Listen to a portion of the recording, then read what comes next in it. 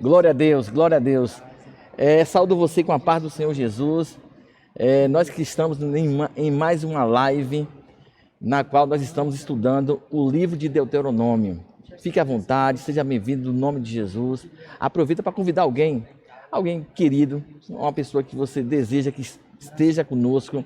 Convide, não dá tempo ainda. Passa um WhatsApp, fale com ela por telefone. Convide, dizendo que nós já estamos começando mais uma live. E essa aqui é a nossa penúltima live acerca desse livro. Nós encerraremos o livro amanhã. E nós estamos já encaminhando o fechamento do livro. Olha que Moisés já encerrou o seu discurso. Nós vimos isso no episódio passado, quando ele falou sobre bênçãos e maldições, obediência e desobediência.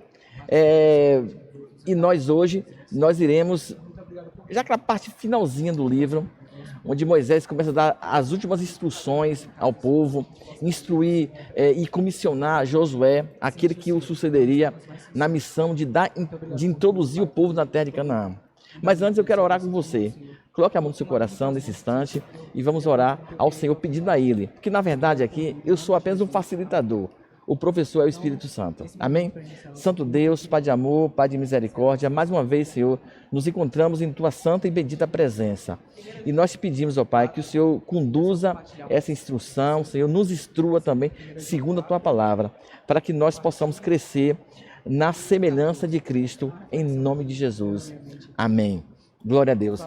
E eu começo o estudo dessa tarde com um versículo que eu acredito que tem impactado demais Moisés.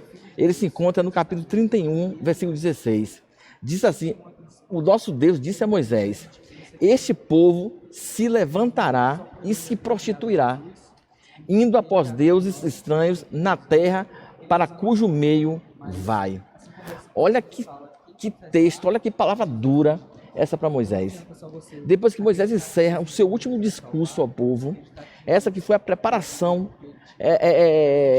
para o povo entrar na terra de Canaã, as últimas instruções, conselhos, sugestões de obediência, responsabilidade e, acima de tudo, amar o Senhor.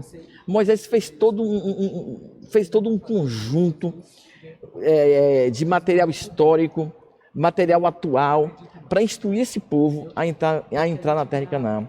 No entanto, o Senhor vai dizer para ele que esse povo vai se levantar e vai se prostituir com os deuses daquela região. Olha que situação dura para Moisés. Depois de 40 anos instruindo, desde o primeiro contato com o faraó, até aquele momento nas campinas de Moabe, 40 anos se passou. Olha que Moisés foi chamado pelo Senhor, ele tinha 80 anos de idade. E 40 anos passados, ele com 120 anos de idade, ele ouve essa palavra do Senhor, alertando de que o povo iria se prostituir. Mas a questão da rebelião para o povo não era nenhuma novidade para Moisés. Isso Moisés sabia perfeitamente. Olha que depois que o povo, a primeira geração, depois de ter sido libertado do Egito, depois de ter conhecido o Senhor no Monte Sinai, o povo se entregou à adoração, a toda a orgia sexual diante do bezerro de ouro. Não era novidade que o povo era um povo de dura cerviz, o tempo todo reclamando. Em Cades Barnea, quando eles estavam por entrar na terra prometida, eles se rebelaram contra o Senhor e pediam um novo líder ao Senhor.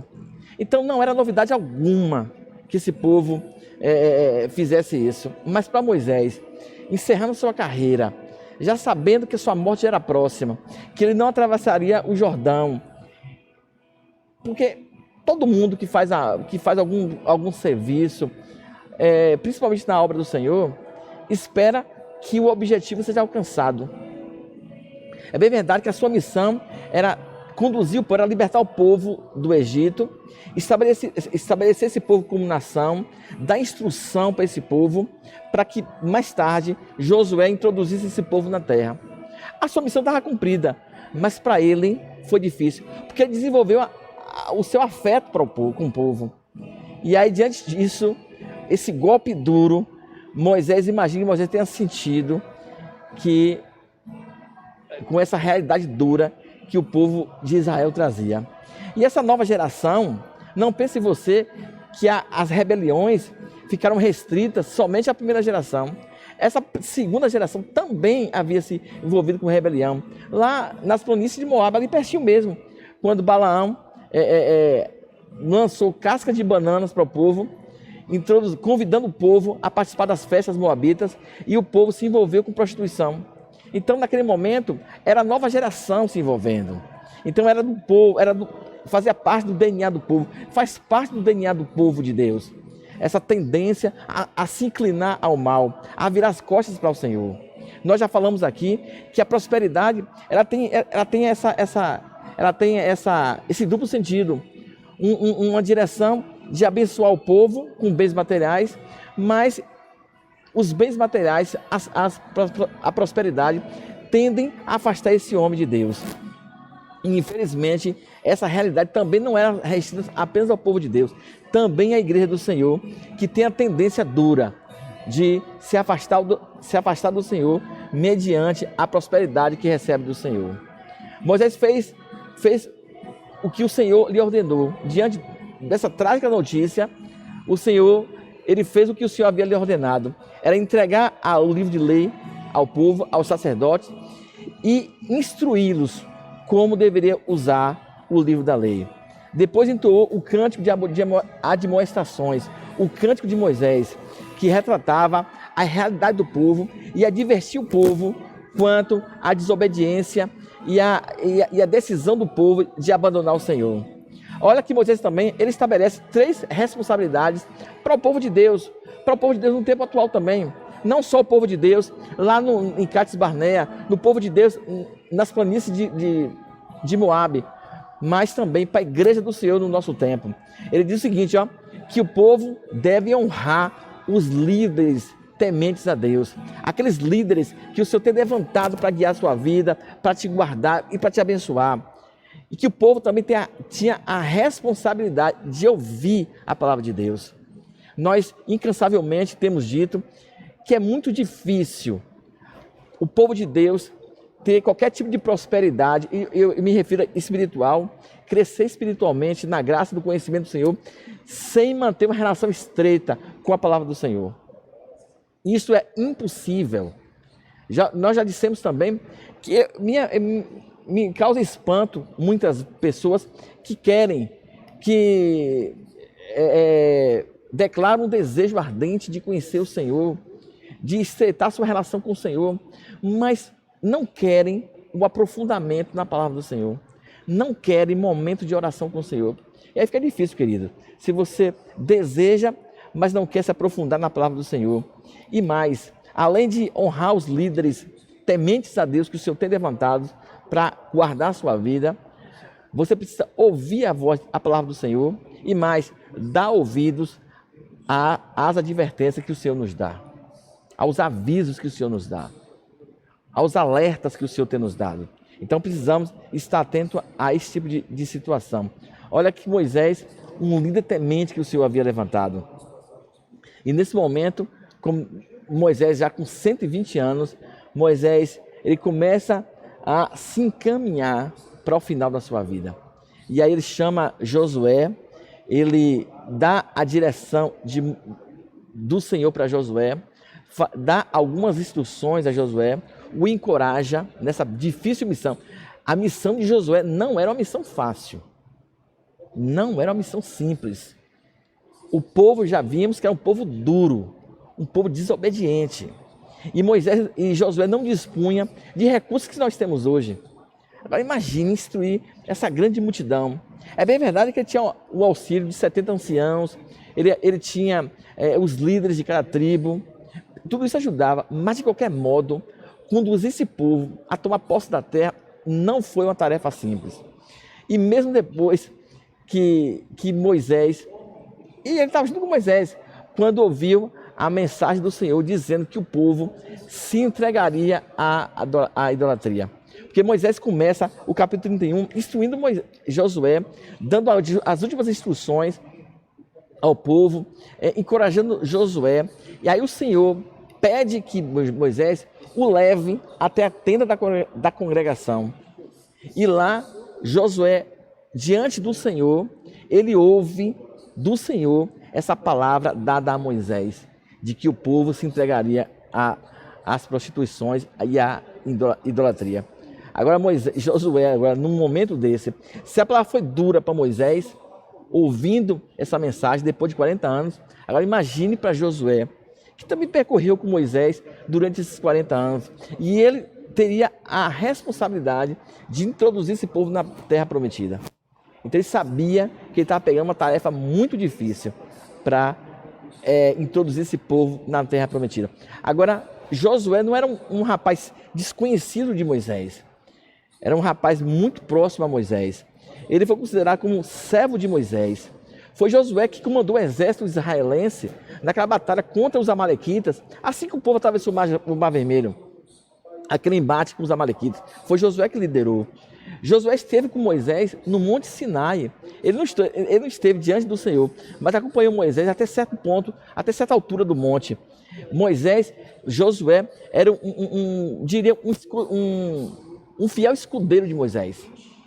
Então era uma pessoa muito próxima a Moisés. Então para Moisés não foi difícil passar o bastão para Moisés. Haja visto que Moisés contribuiu para a formação do caráter de Josué como um líder, como um estadista, aquele que o sucederia. Josué também fez parte daquela comitiva de 12 espias que visitaram a terra de Canaã para reconhecimento do terreno ou do território.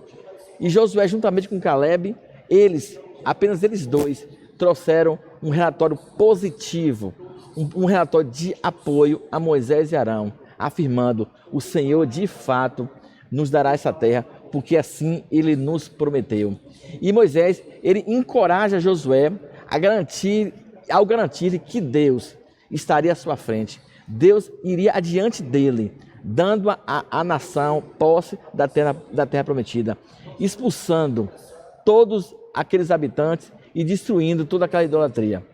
O Senhor, no versículo 23 desse capítulo 31, Moisés encoraja Josué da mesma forma que o Senhor o encoraja no seu capítulo 1 do livro de Josué, de versículos de 1 a 9. Então Josué também era um homem temente a Deus. Então ele tinha todos os requisitos para assumir a liderança do povo. Embora eu dizendo a você que foi uma tarefa difícil, muito difícil, por tudo que o povo representava de rebelião e por tudo que representou a palavra do Senhor em afirmar que o povo, mais uma vez, se voltaria contra o Senhor. Outro detalhe importante da instrução de Moisés foi ouvir a palavra de Deus. Se você é igreja do Senhor, você deve honrar os líderes que o Senhor tem colocado na sua vida. Você também deve ouvir a palavra do Senhor.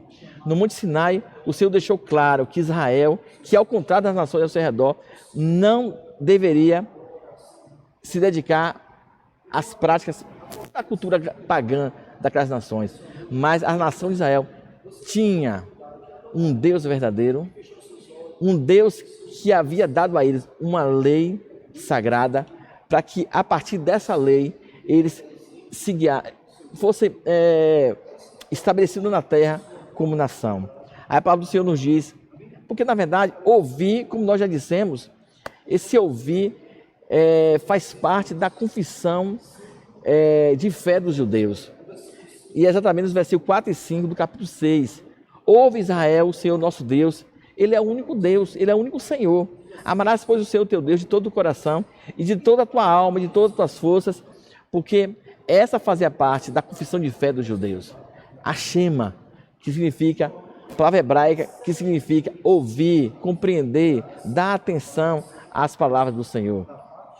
Então, nada disso era novidade para o povo de Israel, porque eles já tinham isso como confissão de fé. E Moisés orienta ainda mais: ouvir as advertências de Deus. E disse a palavra do Senhor no capítulo 31, versículo 14: e disse o Senhor a Moisés: eis que os teus dias são chegados, para que morras. Chama a Josué e apresentai-vos na tenda da congregação, para que eu lhe dê ordens. Assim foram Moisés e Josué e se apresentaram na tenda da congregação.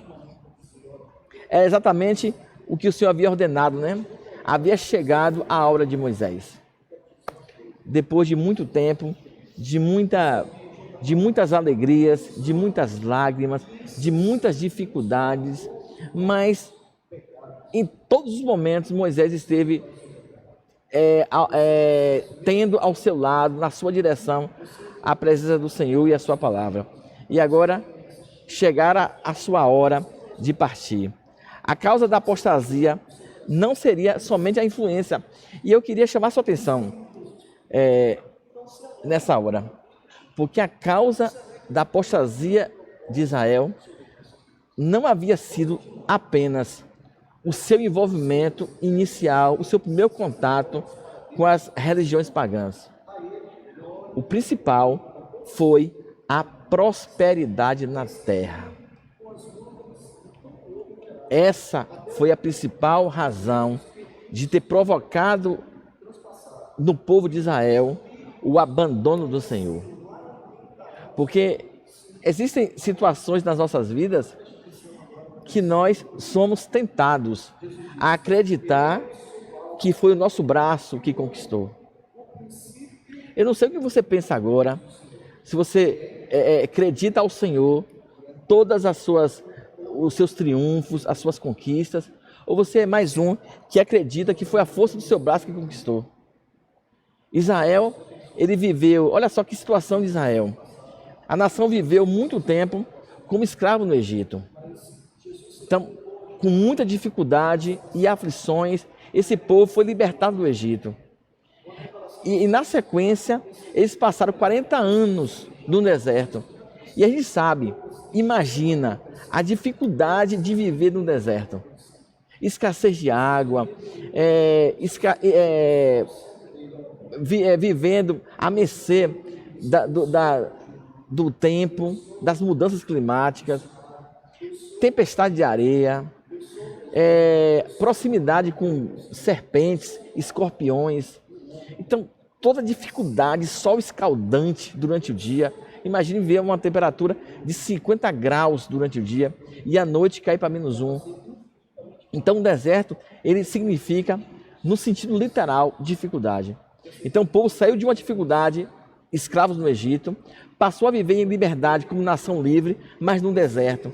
E agora, o povo passaria a viver em uma nação que manava leite, uma terra que manava leite e mel. Uma terra fértil, uma terra de abundância de água, ribeiros e fontes de água. Então, tudo isso faria com que o povo pensasse que realmente toda aquela conquista havia sido em razão da força do seu braço. E nós também nos envolvemos com isso, a tal ponto que muitas vezes nós tentamos, nós rejeitamos, nós abandonamos ao Senhor após uma conquista. Quantas pessoas têm deixado a casa do Senhor depois de conquistar uma vitória? Após de avançar na sua carreira. Então a prosperidade, ela tem um ponto muito positivo, né? De você usufruir de alguma coisa que você tenha conquistado, mas atrás também a dificuldade, a tentação de abandonar o Senhor. Mas eu quero deixar claro, o problema não é a prosperidade. O problema é o uso que nós fazemos dela. Ter dinheiro não é pecado, é bênção do Senhor. Você ter dinheiro. Agora, o uso que você faz do dinheiro pode representar alguma coisa que te afaste do Senhor. Então você precisa ter consciência disso. Olha que nós lemos há pouco tempo o texto de Lucas 14, 17 e 20. E o pastor também citou esse texto ontem na nossa live. Quando os filhos de Israel, já no tempo de Jesus, Jesus, ele apresenta mais uma de suas parábolas. Ele diz que um homem celebrou a ceia de seu filho e convidou algumas pessoas a participarem dessa ceia. E muitas pessoas deram como escusados. Olha o que o texto diz. A hora da ceia mandou o seu servo dizer aos convidados: vinde, que já está tudo preparado. E todos a uma começaram a escusar-se. Disse-lhe o primeiro: Comprei um campo e importa e vê-lo. Rogo-te que me hajas como escusado. A bênção, a prosperidade. Só quem compra campo é quem se encontra em prosperidade. Ninguém compra campo desempregado ou sem dinheiro. Quem compra é quem está gozando de prosperidade. O outro diz: comprei 5 juntas de boi e vou experimentá-las.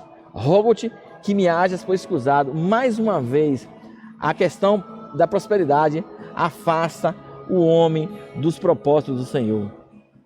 E é triste ver isso, que as pessoas esquecem de Deus como doador das dádivas em razão da posse das dádivas. Queridos, mantenham-se aos pés do doador das suas dádivas. Está difícil? Agradeça a Deus por todas as coisas, mas se o Senhor te conceder alguma coisa que alegre teu coração, não se afaste do Senhor por conta disso. Muito pelo contrário, se agarre ainda mais a Ele. A nação desobedeceu o Senhor e com isso perdeu o rosto do Senhor. Olha que naquela oração que o Senhor diz para Arão abençoar os filhos de Israel, que o Senhor te abençoe e te guarde, que o Senhor faça resplandecer o seu rosto sobre ti. Olha que com o pecado do povo, o rosto do Senhor foi escondido diante da nação. Não podemos perder o rosto do Senhor nas nossas vidas. Não podemos permitir que o Senhor se afaste de nós por conta das nossas condutas. Precisamos sim manter a nossa relação próximas do Senhor, para que possamos viver uma vida abençoada, não só nós, mas toda a nossa família, toda a nossa parentela. Amém? O Senhor instruiu Moisés e Josué a escrever um cântico que lhe daria ao povo. Esse cântico, ele tinha um propósito, que era admoestar a nova geração e as gerações seguintes sobre os perigos da idolatria. E olha, por conta da idolatria, essa nação, anos depois, foi para o cativeiro em Babilônia. O reino foi dividido, né? Uma parte do reino foi para um cativeiro assírio no ano 722 a.C. e mais tarde o reino do sul também foi capturado no ano 605 a.C. e no ano 586 a cidade de Jerusalém foi destruída e o seu templo também. O cântico de Moisés admoestaria a geração e a geração futura quanto aos perigos da idolatria, as consequências trágicas da apostasia e serviria para lembrá-los da bondade e da misericórdia do Senhor. Precisamos manter as nossas casas com lembranças vivas.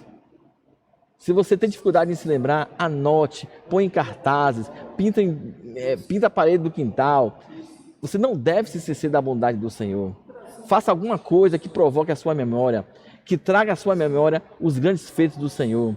O cântico tem 4 divisões principais. Na primeira parte, ela vai falar sobre o caráter de Deus. Na segunda parte, vai falar sobre a bondade de Deus para com o seu povo. A terceira parte vai falar sobre a fidelidade de Deus em disciplinar o seu povo. E a última parte, ela vai dizer sobre a vingança de Deus contra os seus adversários. Olha que esse cântico, ele tratava de Deus com o seu povo, né? O tratamento de Deus com o seu povo, desde o Egito, toda a caminhada do povo vai expressar o tratamento do Senhor com o seu povo e vai fazer também uma breve revisão histórica de Israel, desde o tempo em que passaram no deserto até o julgamento do fim dos tempos. Então, esse cântico de Moisés, além de ter um contexto histórico, também apontava para o futuro. Algo bem adiante daquele povo, bem adiante de nós ainda. O cântico de Moisés também, toda a ideia central do texto, ele revelava o amor, o zelo e a fidelidade de Deus pelos seus filhos. São exaltados e contrastados com o desespero e a apostasia do povo. Então, o cântico, ele tinha essa nuance, né? Mostrava o afeto do Senhor pelo povo, o amor, e tendo como resposta a apostasia do povo. Enquanto Deus os rodeava, cuidava e guardava como uma águia de seus filhotes, enquanto isso, o povo se voltava contra o Senhor.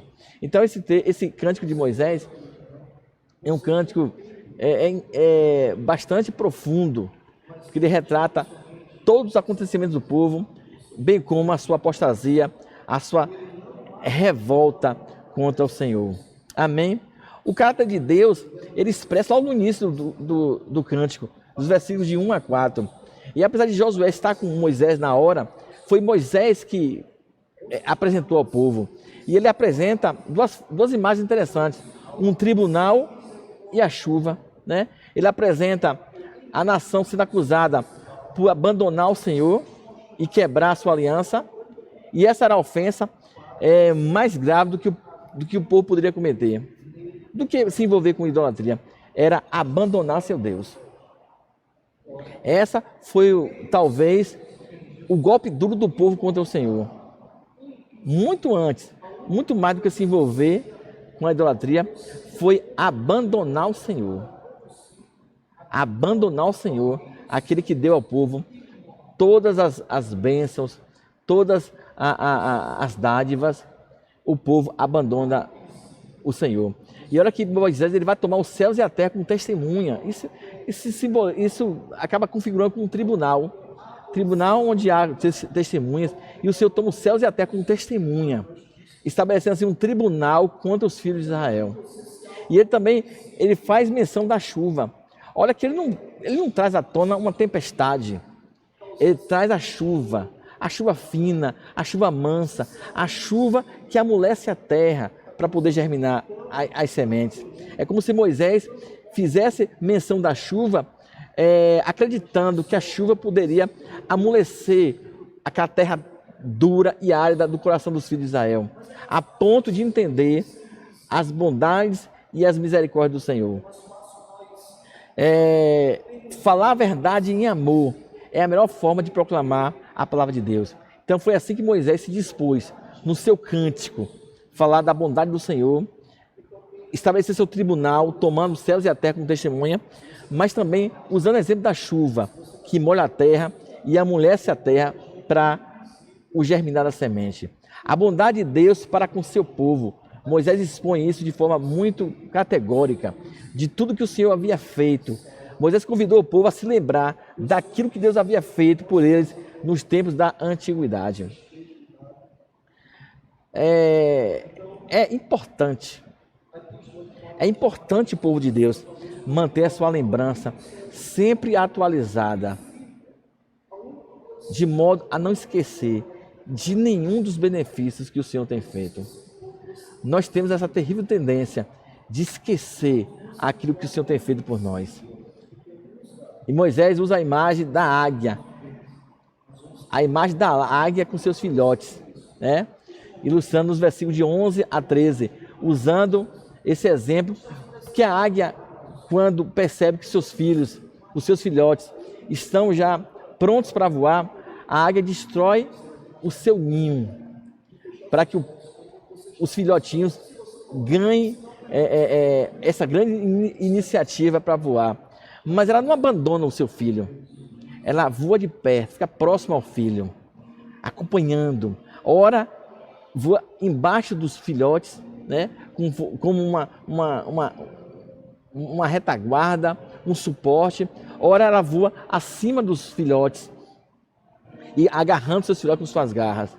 Então, aí, o nosso Deus, ele faz essa ilustração para o povo entender o cuidado do amor de Deus com o seu povo. E mais, ele queria que seu povo voasse como águia. Ele não queria que seu povo andasse rastejando no lodo da idolatria pagã. Ele traz esse exemplo para o povo entender. Essa ilustração também é para a igreja do Senhor Jesus. Nós fomos salvos pelo Senhor para andarmos em lugares altos. Não andar rastejando no lodo das pecaminosidades desse mundo, mas viver em lugares altos, assentados em regiões celestiais. Foi assim que Deus te chamou. Não para viver de qualquer forma. A fidelidade de Deus em disciplinar o seu povo. Olha que para o povo, aquela prosperidade era imerecida. O povo não merecia aquela prosperidade. E nós também não merecemos o que o Senhor tem nos dado. Não merecemos. A salvação que o Senhor nos concede, nós não merecemos essa salvação, não. Foi de graça. O Senhor nos concedeu mediante a sua graça, ao seu amor. E também a terra prometida não foi motivada pelo merecimento dos filhos de Israel, porque eles não mereciam. Muito pelo contrário, eles mereciam era a morte, era a vingança do Senhor, assim como o Senhor fez com aquelas nações, era expulsar aquele povo daquela terra também. Então precisamos entender que o Senhor, toda a nossa caminhada, toda a nossa situação como seres humanos, como igreja do Senhor, como seres viventes desse planeta, tudo nós dependemos do Senhor. Tudo que nós temos, tudo que nós obtemos nessa vida é em razão do amor de Deus, o cuidado de Deus com as nossas vidas. Assim como Ele fez com a nação hebreia, Ele faz com a sua igreja no presente século. E precisamos entender que tudo vem dEle, tudo é por Ele, tudo é para Ele, tudo é por intermédio dEle, é do Senhor. E Ele também vai, nesse cântico de Moisés, Ele vai trazer a vingança de Deus contra os nossos adversários. Você tem adversário? O povo de Deus tinha adversário. Nós temos adversário. E o Senhor vai trazer vingança ao nosso adversário. Descanse no teu coração, meu querido, que o Senhor trará vingança aos teus adversários. Então Moisés, ele vai encerrar esse cântico, que é um conjunto, como nós já falamos, daquilo que o Senhor fez para o povo. Tinha um contexto histórico e também tinha um contexto que apontava para o futuro. E mais, ele revelava o caráter de Deus, a bondade de Deus, a fidelidade do Senhor e a vingança do Senhor contra os nossos adversários. Mas eu queria chamar a sua atenção ainda, uma observação, que talvez você esteja se perguntando: por que Deus fez tanta coisa por esse povo? Por que Deus se propôs a abençoar esse povo tanto? Olha que esse povo, o tempo inteiro se virando contra o Senhor e o Senhor o resgatando. Nós iremos ver na sequência dos livros bíblicos que esse povo se revoltou contra o Senhor. Ele realmente, depois de tomar posse da terra, eles se viraram contra o Senhor. No livro de Juízes, né, que vem na sequência, Deuteronômio, Josué, Juízes, é um livro que contém altos e baixos do povo. Ora o povo está próximo de Deus, ora o povo está longe de Deus. E quando o povo se encontrava longe de Deus, certamente ele se encontrava sob o jugo de algum inimigo. E aí o povo clamava a Deus, chorava na presença do Senhor, e o Senhor nomeava, levantava um libertador, e esse povo voltava a caminhar com o Senhor. Aí caminhava 30, 40 anos, o tempo de vida daquele libertador. Morrendo o libertador, o povo voltava a fazer o que era mal diante do Senhor. Então todo o curso do livro de Juízes é essa alternância de estar com o Senhor e de estar longe do Senhor. Então, aí você pode pensar, mas por que tudo isso com esse povo? Por que todo esse amor por esse povo? Queridos, Deus não estabeleceu uma nação de estimação. Ele não quis formar uma nação para ele brincar com essa nação. Ele formou essa nação, ele chamou Abraão para uma missão muito simples: abençoar a sua vida. Israel, ele entrou no cenário, entrou no radar do Senhor como aquela nação que se serviria como um canal de bênção para o mundo. A salvação vem dos judeus, Jesus veio dos judeus. Então a nação de Israel foi preparada para, através dela, o Senhor abençoar a tua vida. Você pode estar sentado agora no seu estofado, ou deitado na sua cama, ou no seu veículo, pode estar pensando da sua vida, da sua existência. Eu quero te falar o seguinte, queridos: todo esse trabalho do Senhor em formar essa nação, toda essa luta que é conduzir esse povo para o lugar, para onde Deus desejava que ela estivesse, foi pensando em você. Ele preparou a nação para que você, hoje, poderia ter acesso à presença de Deus pelo intermédio do sangue de Jesus. Você pode acessar a partir de hoje das bênçãos do Senhor, da presença do Senhor, através do sangue de Jesus. Amém? Mas eu também quero que você entenda que você não é diferente dos filhos de Israel. Você é muito parecido com ele. Eu costumo dizer, quando eu olho para a história de Israel, eu me vejo como um espelho. Eu vejo um espelho na qual é refletida a minha vida. Eu vejo a minha vida na história dos hebreus. Levantar e cair, obedecer e desobedecer. É uma constância na nossa vida. Eu não sei se você é diferente, mas é uma luta tremenda que nós travamos contra os nossos desejos para manter uma relação próxima com o Senhor. É uma luta terrível, travada dia após dia. Servir a Deus ou servir aos prazeres do mundo. Lembre-se, queridos, que assim como o Senhor disciplinou Israel, Ele também disciplina a sua vida. E Ele é enfático na sua palavra, que diz que Ele disciplina aqueles que Ele ama. Se você está sendo disciplinado pelo Senhor, está vivendo dias de disciplina do Senhor, entenda, é porque Ele te ama.